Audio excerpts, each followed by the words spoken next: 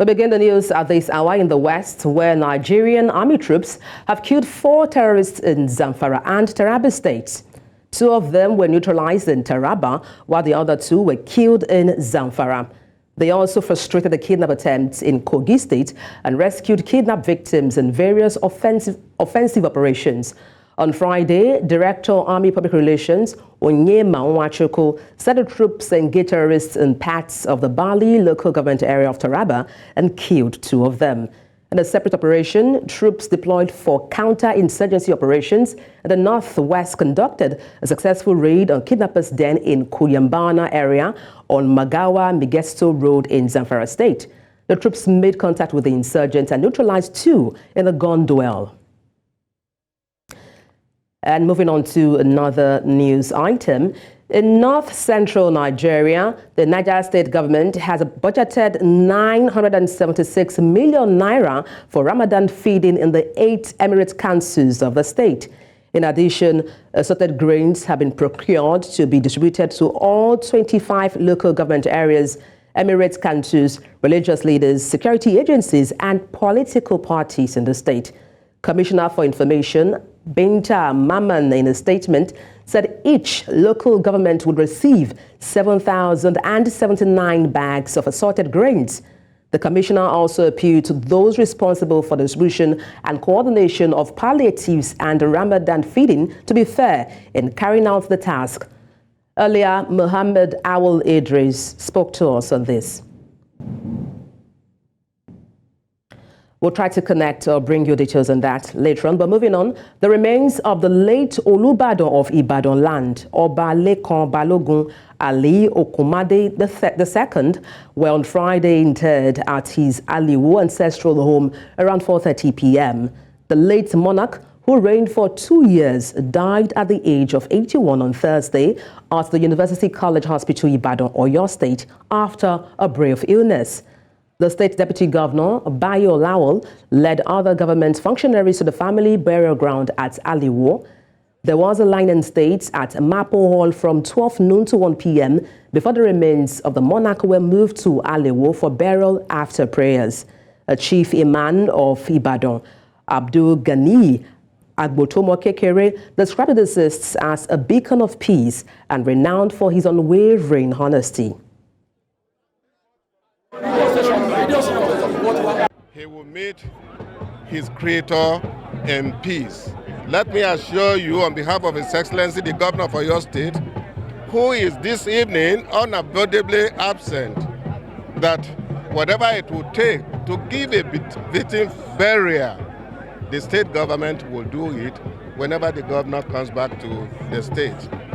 For now, is what we call janazah in Islamic right.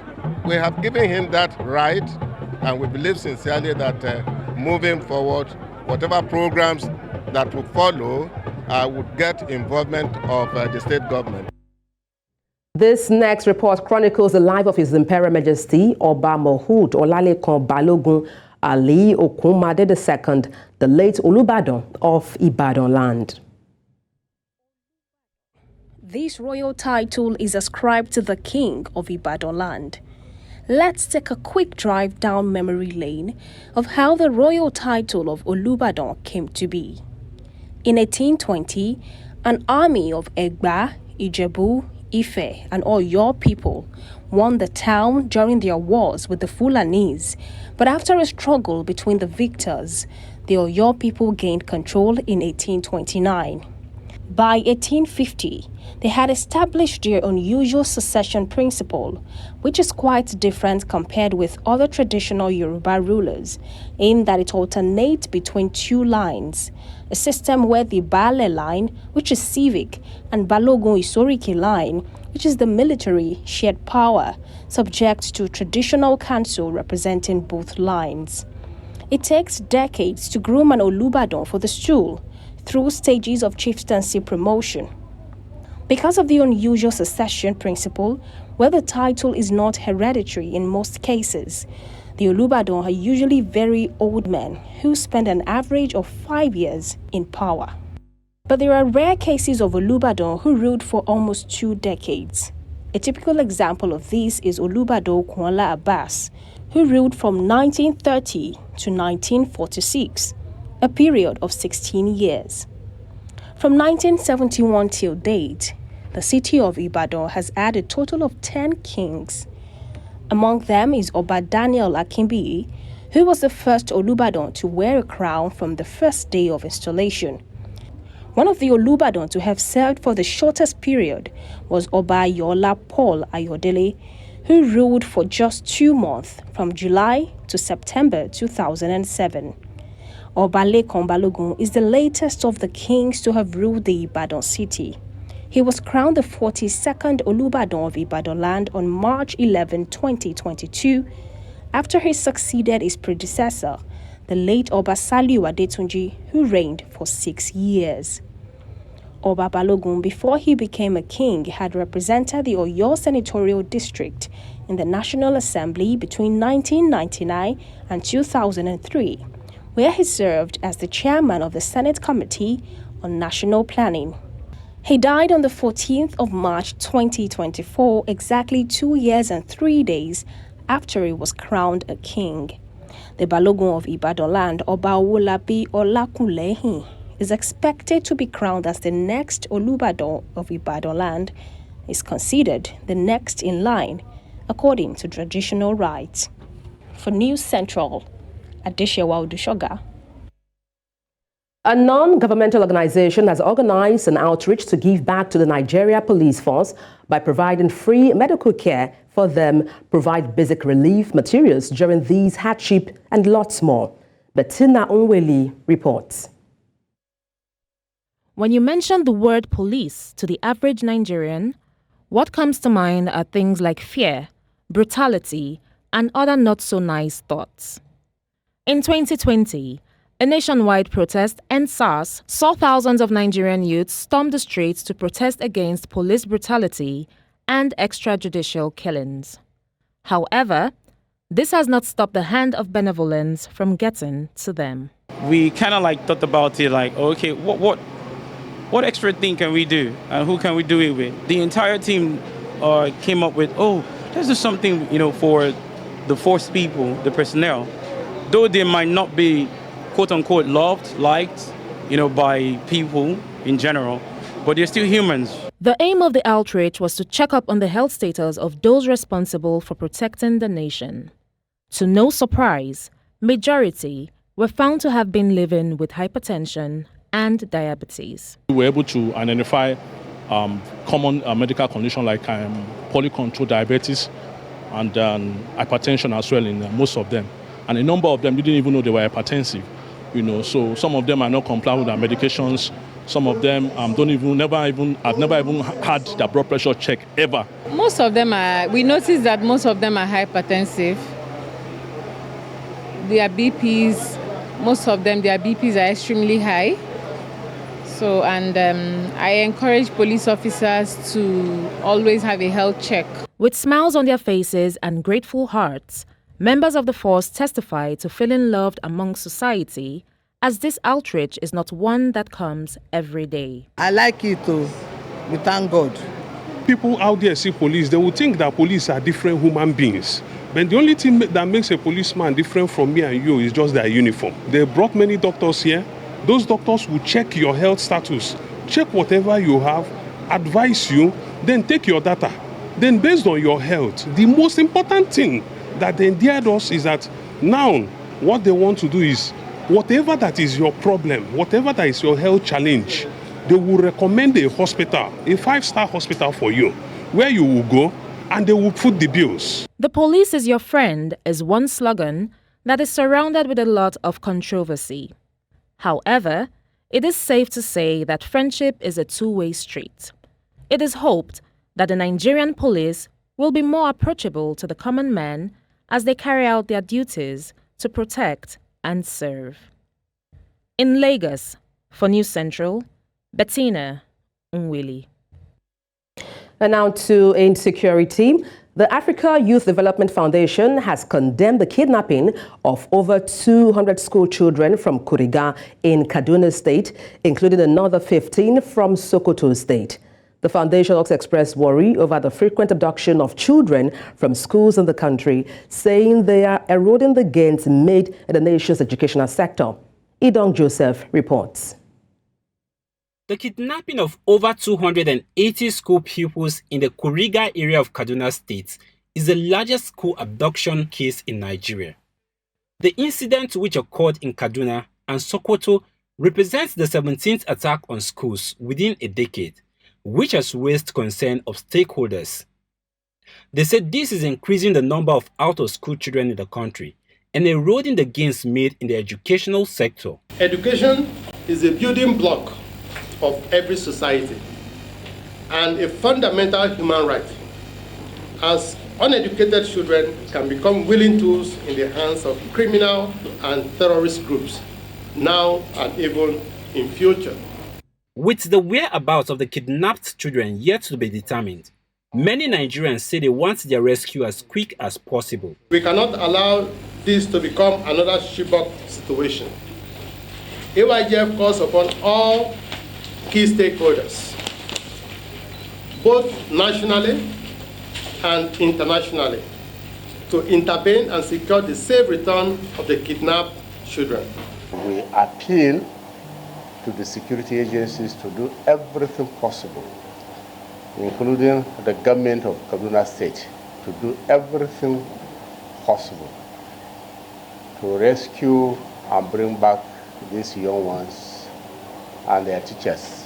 Stakeholders also urged the government to take steps in addressing the root causes of kidnapping in Nigerian schools. AYGF advocates for increased resources and support for vulnerable communities like Chikum, after targeted by kidnappers, as well as every community where schools exist in Nigeria. Revamping the Safe School initiative. The government must revisit its commitment to this initiative.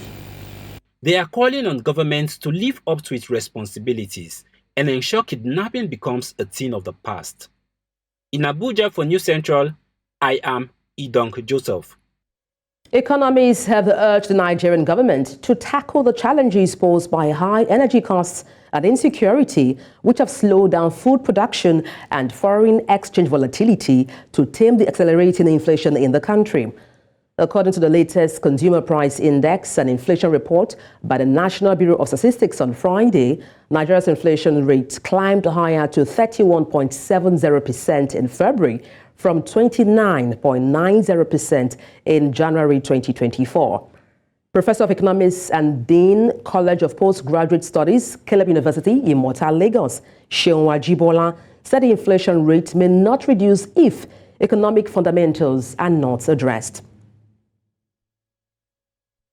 And to help unpack this, I'm joined live on the news by Olusegun Okunade, an economic analyst. Good morning, glad to have you join me.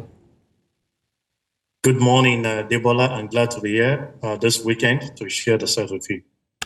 All right, how would you assess the government's efforts to control inflation through monetary policy, such as raising interest rates? Thank you very much. We saw the first MPC meeting held by the CBN governor, who are the managers of the monetary policy, came out last month. We saw the interest rate moved by 600 basis up to as high as 22%. And the question we've asked ourselves is what the impact on average businesses, considering the challenges that we are faced with now. The truth of it is that the approach by CBN, by some of us, is an issue which we feel that it will actually impact more on an area where we've raised concern, and that has to do with production. So as it is, one of the areas of funding your business is by borrowing. So if you are borrowing as high as 22%, don't forget before now we've been roving between 18 and 19%. And that means there's going to be restructure of some of the current loan that have actually been borrowed. And knowing that all other indices impacting on the business and not cooperating in terms of energy, like you said in your intro, and the level of insecurity in having access to some of the raw materials. So you discover that the businesses will rather be nosediving because the cost of funds would be on the high side, coupled with energy costs and the insecurity, denying you that access to the raw material. So for me, it's something that we are actually in talk with the CBN management in such a way that they can critically look at how we can manage the businesses in such a way that we can give them access. Because when you make the cost of funds on the high side, what that does is that it gradually impact on the cost of production, coupling with other parameters like energy cost, like the access to raw materials, availability of the raw materials. Don't forget that most of the raw materials that are actually needed are actually being imported, and they rely so much on foreign exchange. So increasing the interest rates, even though the CBN governor justified the reason, we feel it's going to impact more on production, and that we might not be coming out of the blues in the shortest possible time. Okay, so beyond production, beyond how it may, affect businesses, how do you think the spike in inflation rates will affect or will impact the vulnerable in the society? Debola, truth be told, it will impact them immensely. And what do I mean by this? You understand that the vulnerable, most of them rely on wages, not even salary. And if you even have to go by the salary, you know that you and I understand that the minimum wage as we speak is about 30,000. Even though the federal government made proposition that there should be additional payment, of which not all the states are actually following. As at my last count, I think about 10 states are complying with the addition of between 10 and 25,000, except for Lagos and other states that are actually adding 35. So when you put that together, even for those that are salary earners, you discover that a take home cannot even take them to the bus stop, not of taking them home. So the cost of things going up every day with the level of inflation that we are faced with will reduce whatever they can purchase. The purchasing power will definitely, as we speak, is not even zero, it's negative. When you imagine the cost of foodstuff that an average citizen or the vulnerable even needs for survival, going by Abraham Maslow's law, one of the things that they need is food. The food is really not affordable for them to do, to buy. So you discover that the basic needs that they need is even not being met. When you talk about the other aspect of it, which is shelter, you discover that because of the policy of the government, even those that are in the rented apartment are finding it difficult, because when you cannot even eat, how do you go about paying your rent? As at when do you, and what is obtainable for you? So the inflation rate, as we speak, is impacting more even on the vulnerable, because even the elites, as we speak, are not having that opportunity to even push down drain. Because I can tell you for free, currently, as we speak, the middle class are nowhere to be found in the scheme of things. It's the elite to the poor. And now we now have the class of the poor, which you most of the time will refer to as the vulnerable. Just to quickly chip in there, Olusegun. It's seriously impacting on them. Just to quickly chip in there, apologies to butt in there. We have well established the impact of this spike in inflation on the underprivileged as well as on the vulnerable. But then, what do you think can be done to mitigate these impacts? First and foremost, thank you for that. I think I want to go the route of saying how we can have our security being put in check. If we have security being put in place where the farmers can go to farm, the major problem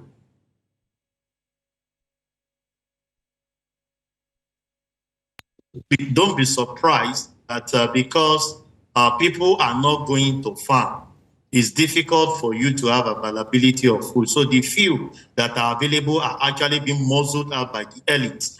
Because you and I, we go to the same market. The same way they buy bread is the same way we buy bread, and they are not using a separate material for them to even get that done. So the area the government needs to first tackle is one, security, in such a way that the farmers can go to the farm and plant and be able to harvest. How can we improve on mechanized farming? We have put the Minister of Agriculture on the toes to see how he can collaborate with states. We've seen some states having a good handshake. Look at Lagos and Minna. We've had it before, Lagos and Kebbi, in such a way that you can be an off-taker of some of the things that they are actually producing. So they will be guaranteed of their funds to replenish back and go back to the fund. But basically, I think security is key and the area of collaboration among states. So I may not have the availability to produce, but I might be the off-taker to buy it up because I have the market to sell it to. So with that, we can have a balance in some of the things that we're doing, but it plays a major role.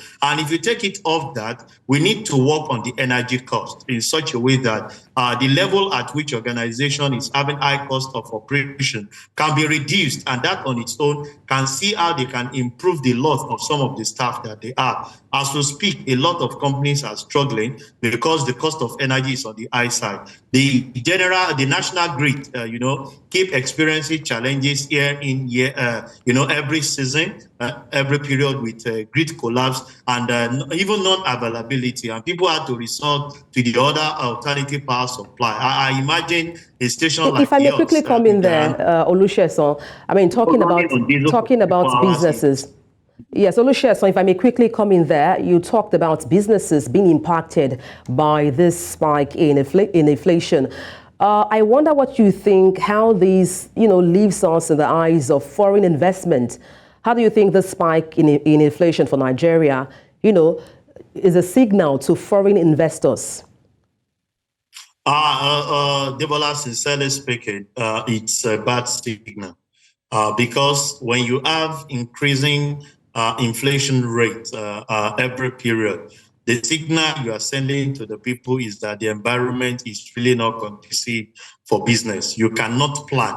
I'm sure you know that an average businessman cannot even plan for the next month, knowing fully well. Those days where we started businesses years back, 20 years, 15 years ago, you can project and say that your invoice is valid for 90 days. That cannot be the major bone of presentation as we speak. In fact, people don't even give validity of invoice beyond 2-3 days because what you buy yesterday is not sustainable for now. So with that inconsistency in the rise in prices of things, it's discouraging for foreign investors because what that portends is that it can lead to an unrest at a particular point in time because you believe that they are sitting on gunpowder, and situation where businesses cannot project.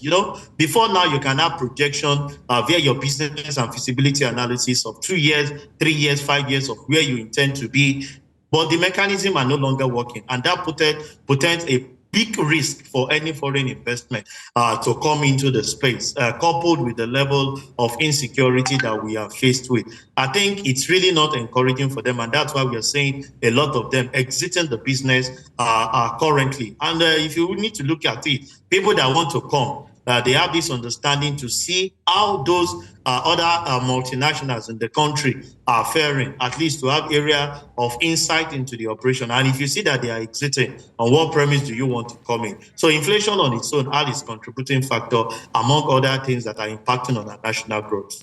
Well, thank you so much for your insight on the news. Olusegun Okunade, an economic analyst, thank you for your time.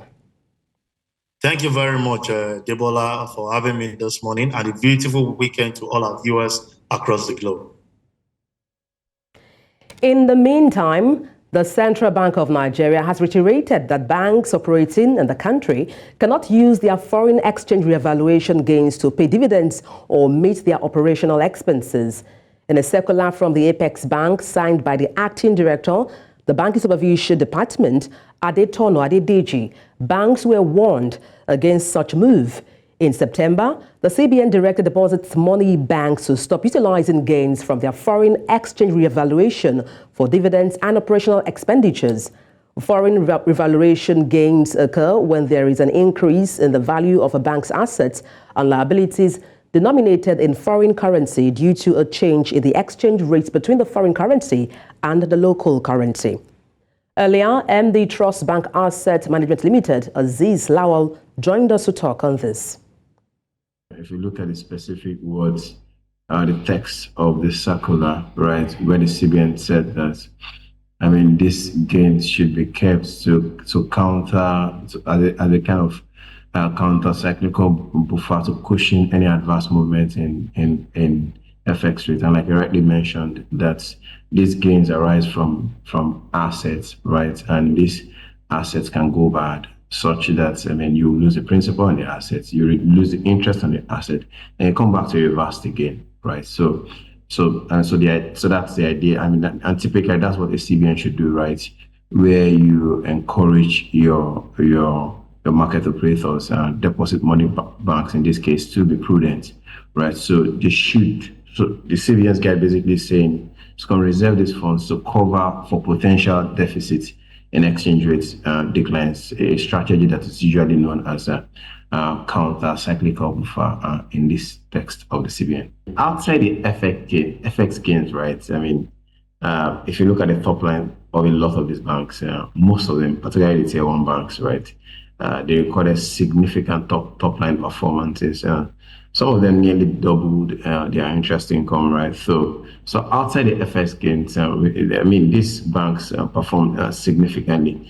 So, even if the CBN says that they should not pay dividend out of those FX gains, they will still do very well, and that will not in any way affect their long-term financial strategies, but rather even strengthen it, right? Like I mentioned earlier, it's a prudent measure, it's a precautionary measure that will, over a long period of time, strengthen the financials of banks. President Bola Tinubu has approved the appointment of Mrs. Zubeida Umar as Director General, National Emergency Management Agency, becoming the first woman to head the agency. This was contained in the statement by the Special Advisor to the President on Media, Ajure Ngalale, on Friday. The new DG of NEMA has over 20 years of work experience in diverse fields, including human resources and finance and administration. The President says he expects the new DG will bring the much-needed financial and operational discipline and refashion the agency into a performance-driven and proactive emergency response provider with a focus on prevention and climate change readiness in the execution of its core mandate.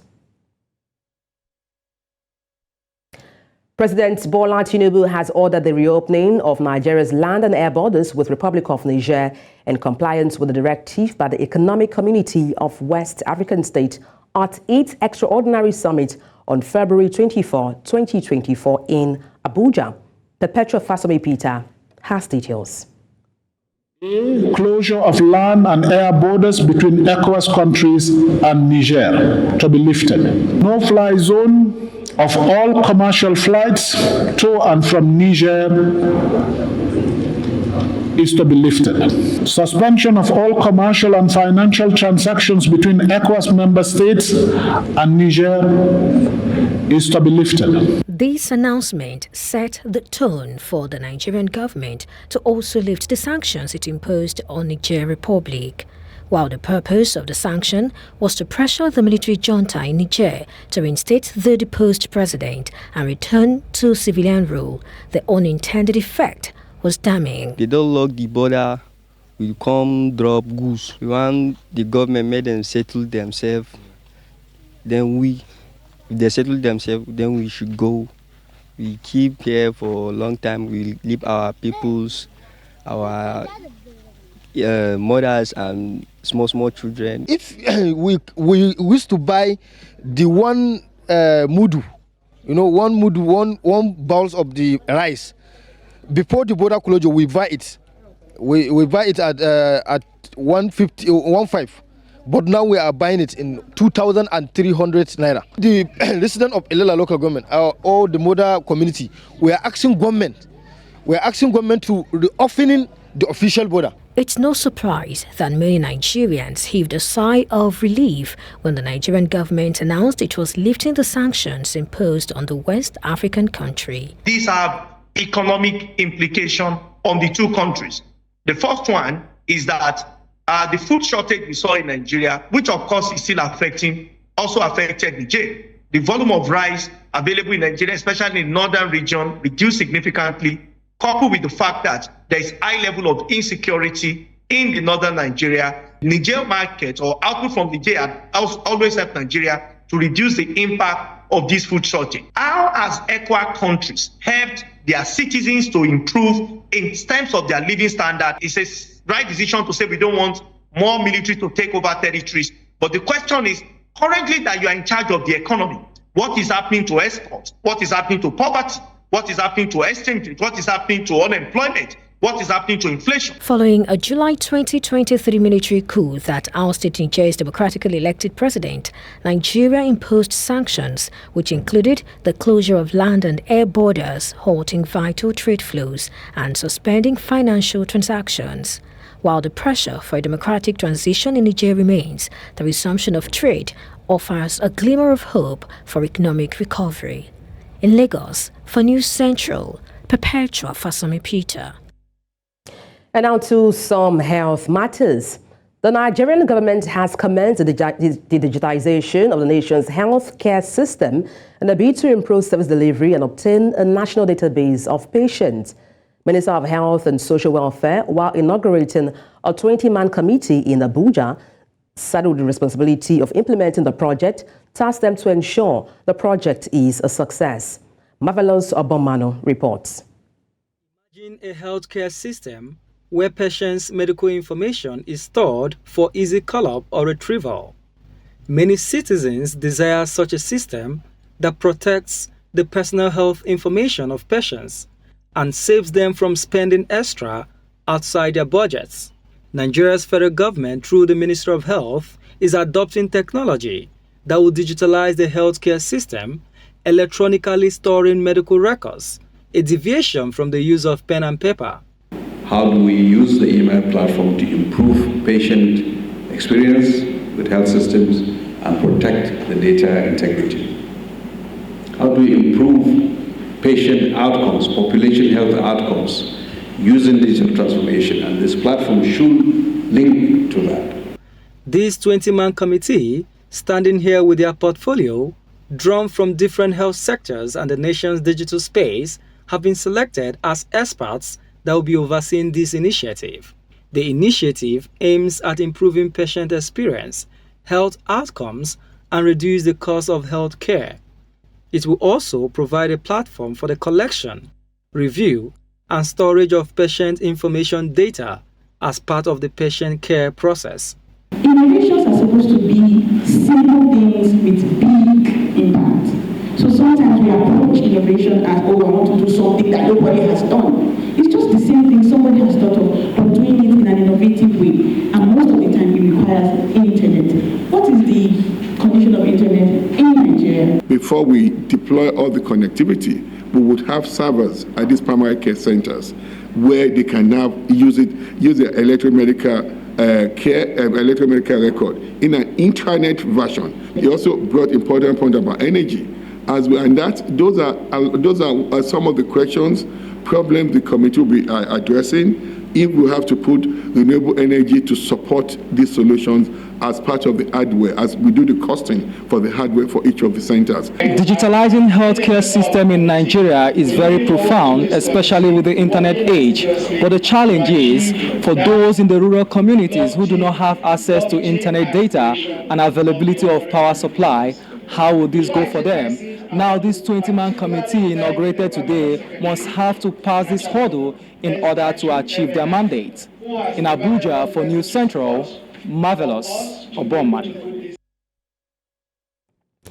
Veteran Nigerian broadcaster Bimbo Oloyede is trailing a traditional birthday celebration for a mission of hope. To mark her 70th birthday on 15th March, Ms. Oloyede chose to spearhead a 100 million fundraising initiative to improve cancer treatment in public hospitals across the country. Chidinma Honor completes this report.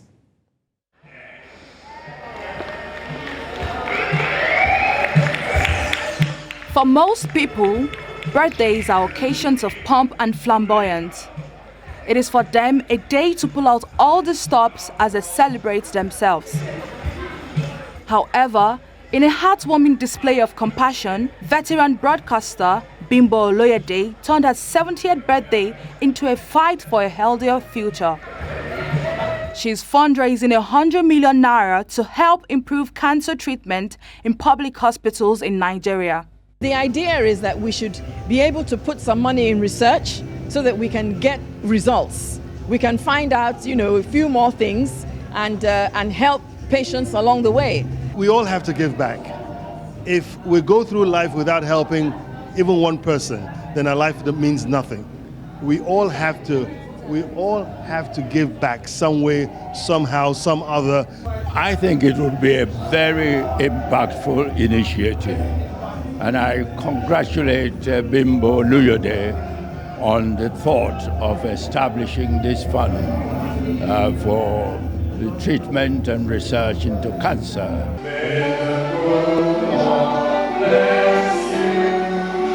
Bimbo Oloyede is no stranger to giving a voice to the voiceless with her platform and has had a swell legacy in media. In light of adding lifelines to cancer patients, Bimbo and a few guests reflect on her successful career. Through broadcasting, I became an author. Through broadcasting, I became a trainer. Through broadcasting, I became a coach. Through broadcasting, I became a compere. So these are all offshoots of broadcasting. Auntie Bimbo remains an icon. I liked her aura because she was a simple person, very professional, and then it was quite interesting. Not too many people in the NTA were married at that time. She was one of those who was married, and the fact is her husband also worked with the Nigerian Television Authority. She was calm, cool, and collected. Celebrating my mom at 70 is an indescribable feeling. I am so honored that I get to share this life with her. I'm so honored that I get to call her mother.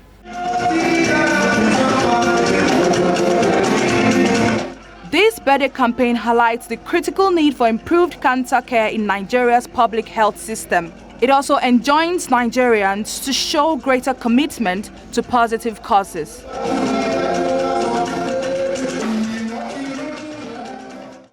Let's head to Senegal, where leading opposition figure Ousmane Sonko says the upcoming election will not be a war. He made this known on Friday during a news conference a day after being freed from prison.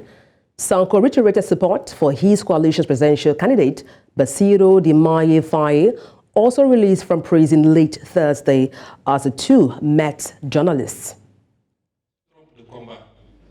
Macky Sall keroog bi mu ne man nekkatuma candidat dañu pare moom du suñu adversaire waaye am na lu gën a garaaw fuuf mooy candidat wu Macky Sall Amadou Ba bu yàlla ñàkkee bëgg Sénégal dëgg rek na ko jox Amadou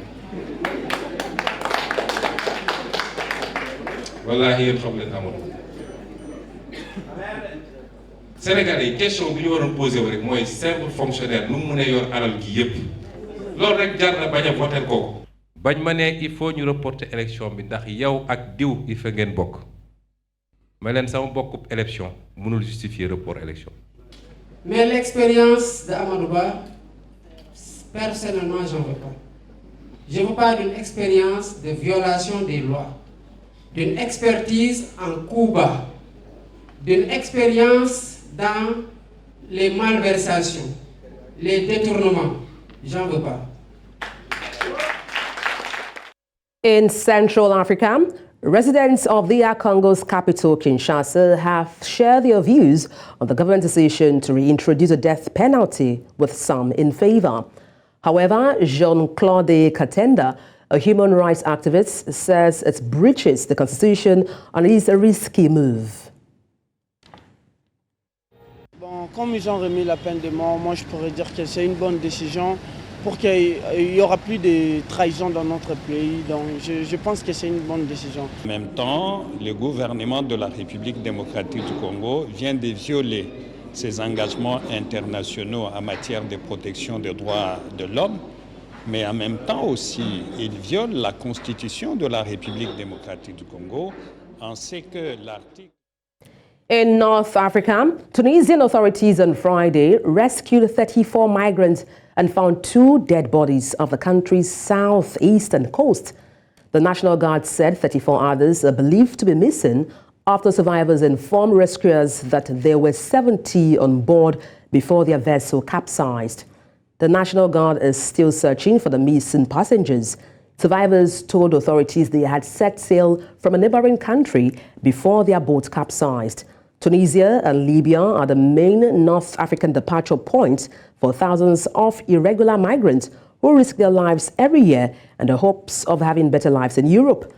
The International Organization for Migration said 2,498 people died or went missing while trying to cross the central Mediterranean last year, a 75% increase from 2022. UN Under-Secretary General for Political and Peace-Building Affairs, Rosemary DiCarlo, says Russia's intentions to conduct presidential elections in areas of Ukraine under its control are unacceptable. She was speaking during a UN Security Council meeting convened to discuss the situation in Ukraine. Ukraine's ambassador to the UN also called the elections a flagrant violation of international law. In response, Russia's ambassador to the UN says the territories are administratively, politically, and economically part of Russia. Russia's intention to conduct presidential elections from today, 15 March, until 17 March in areas of Ukraine under its control are unacceptable. The UN Human Rights Monitoring Mission in Ukraine has documented that past so-called referenda and local elections have been conducted in a coercive environment. The so-called presidential elections that Russia is holding in the temporarily occupied territories of Ukraine are nothing other than a flagrant violation of international law, particularly the UN Charter. These unlawful activities also violate Ukrainian legislation. На избирательные участки и сделать свой свободный выбор. И пусть при мысли об этом перекашиваются в бессильной злобе лица наших недругов и завистников. Наше дело правое, и вместе мы победим.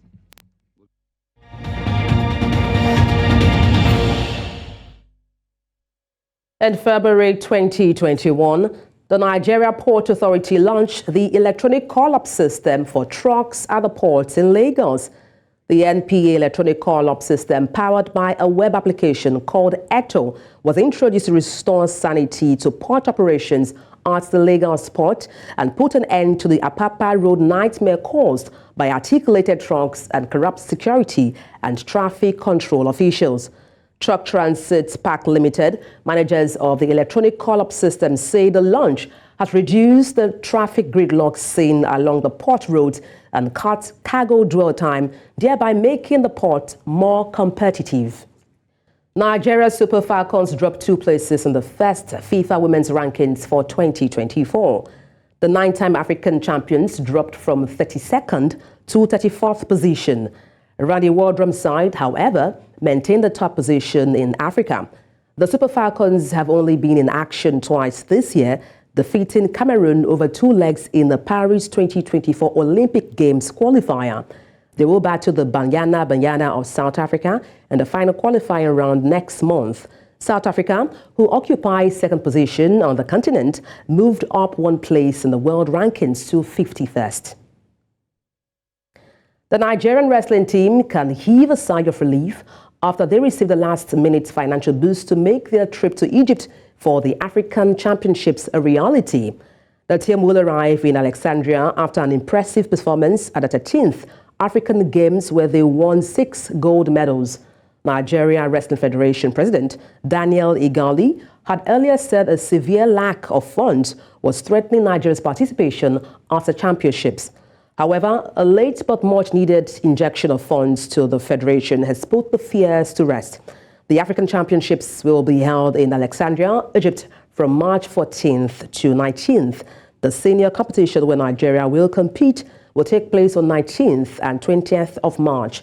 The best wrestlers will book their tickets for the Olympics qualifier, which holds in Cairo, Egypt from 22nd to 24th of March.